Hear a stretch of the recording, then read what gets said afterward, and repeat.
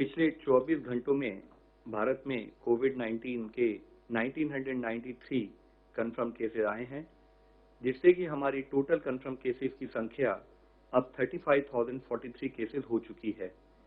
इनमें से 25,007 cases presently active medical supervision में हैं।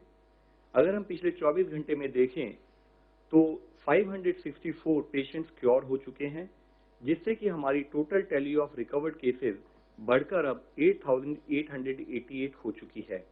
इस तरीके से हम देखते हैं तो हम पाते हैं कि हमारा रिकवरी रेट निरंतर बढ़ते हुए अब 25.37% हो चुका है।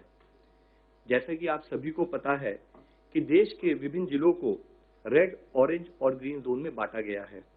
राज्य और जिला प्रशासन द्वारा कंसंट्रेटेड एफर्ट्स करते हुए यह इंश्योर करना है कि जिन भी जिलों में केस आए हैं, यानी कि रेड या ऑरेंज डिस्ट्रिक्ट्स, वहां पर इफेक्टिव और स्ट्रिंजेंट कंटेन मेजर्स के थ्रू चेन ऑफ ट्रांसमिशन को ब्रेक किया जाए। Mapping of cases and contacts, यानी कि जितने भी केसेस आए हैं उनको और उनके कॉन्टैक्ट्स को मैप किया जाए।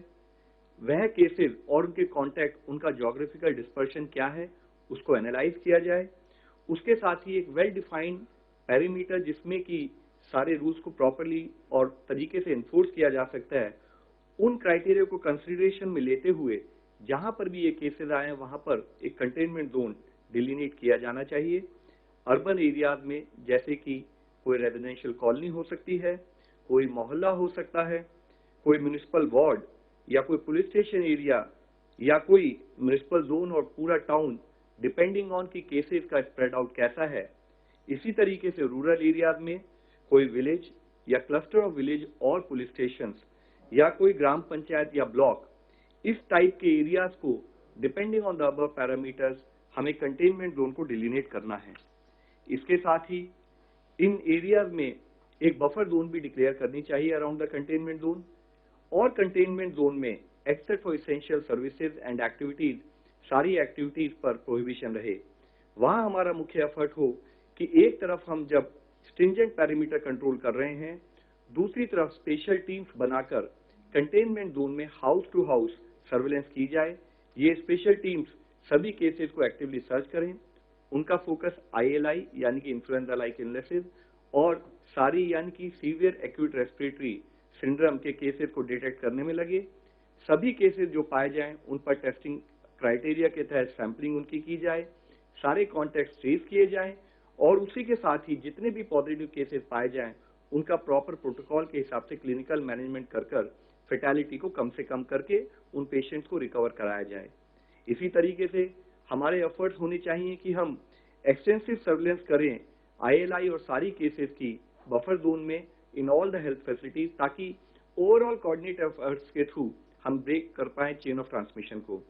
आज जब कोविड-19 पेंडेमिक से हम डील कर रहे हैं तो हम लोग लाइफ की नई रियलिटीज को भी फेस कर रहे हैं।